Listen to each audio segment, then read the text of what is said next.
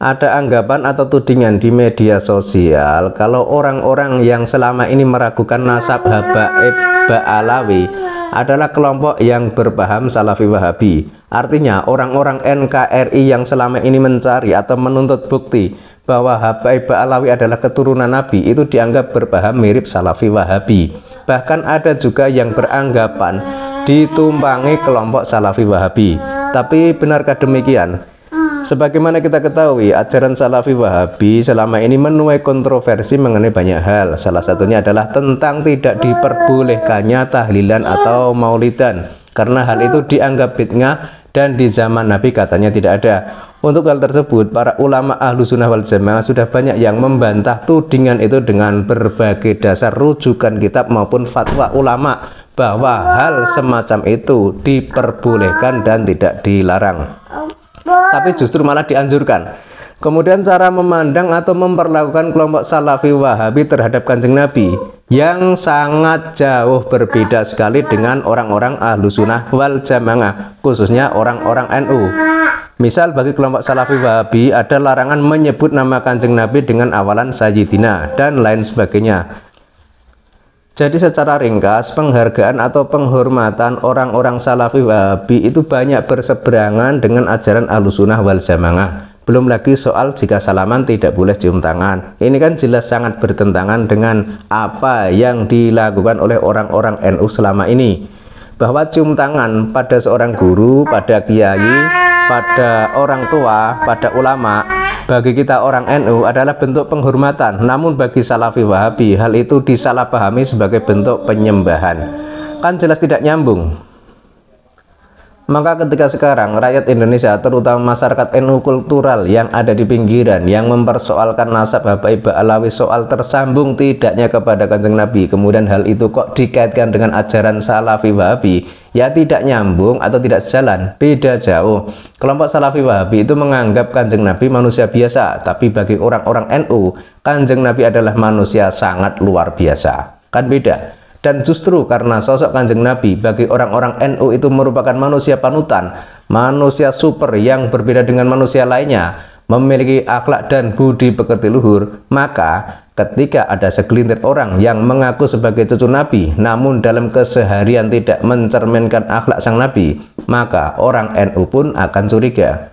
Dan kecurigaan itu muncul karena saking hafal dan pahamnya orang NU dengan sosok Kanjeng Nabi, saking cintanya pada Kanjeng Nabi. Maka ketika ada orang mengaku keturunan Nabi tapi perilaku tidak mencerminkan akhlak sang Nabi, lah ini harus diteliti. Karena apa? Karena saking hormat dan saking cintanya umat Islam pada Kanjeng Nabi, bukan karena yang lainnya.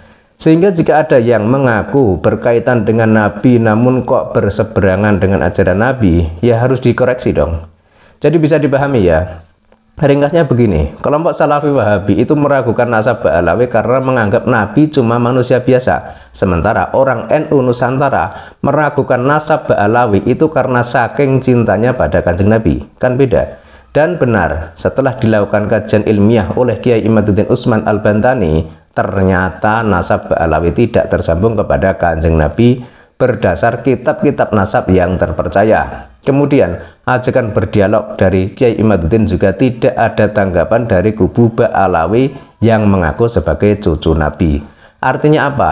Artinya ya tesis Kiai Imaduddin itu memang benar. Kemudian ada juga anjuran untuk melakukan tes DNA untuk membuktikan semua itu. Tapi ternyata pihak Habaib Ba'alawi tidak berani melakukannya. Kan sudah jelas, kurang bukti apa lagi. Kemudian kaitannya dengan Wali Songo. Nah ini yang menarik. Sebagaimana kita ketahui, sebelum ramai pembahasan soal nasab Ba'alawi, Indonesia itu lagi ramai membahas soal kelompok Salafi Wahabi yang menyatakan bahwa Wali Songo itu cuma fiktif, Wali Songo itu tidak ada. Dan ini adalah fitnah yang tak berdasar, fitnah tak beralasan. Sebab buktinya itu ada, bahwa Wali Songo memang ada. Wali Songo juga mewariskan berbagai peninggalan berupa kitab, tembang, alat musik gamelan, dan makamnya juga ada di mana-mana. Itu bukti konkret kalau Wali Songo itu memang benar-benar ada. Kemudian bukti kuat lagi adalah dengan adanya Trah Wali Songo atau turunan Wali Songo yang banyak menyebar di negeri ini hingga saat ini. Bahkan di masa lalu para keturunan Wali Songo ini berperan aktif sebagai pejuang mengusir penjajah dari negeri ini. Bahkan pada masa sebelum penjajahan Belanda, para dzurriyyah Wali Songo ini terbukti menjadi raja-raja di kerajaan Nusantara. Jadi sudah fix, tidak ada perdebatan lagi kalau Wali Songo itu memang benar-benar ada, dan nasab Wali Songo itu juga tersambung kepada Kanjeng Nabi. Kurang bukti apa lagi? Kemudian beberapa waktu lalu yang menyatakan nasab Wali Songo terputus itu kan justru oknum dari pihak Habaib Ba'alawi sendiri, dengan alasan yang serampangan dan tidak berdasar serta tidak masuk akal. Namun hal itu pun sudah dibantah oleh ulama-ulama Nusantara dengan dalil dan fakta yang ada. Maka sekarang pertanyaannya, yang dahulu menganggap Wali Songo fiktif itu siapa? Dari kelompok mana?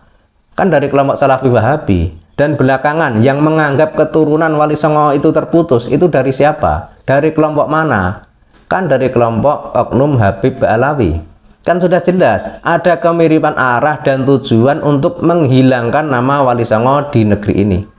Maka kalau sekarang ada framing bahwa orang yang meragukan nasab Ba'alawi itu tersambung tidak kepada Kanjeng Nabi, kemudian dianggap orang itu terafiliasi dengan ajaran Salafi Wahabi, maka hal itu tidaklah benar.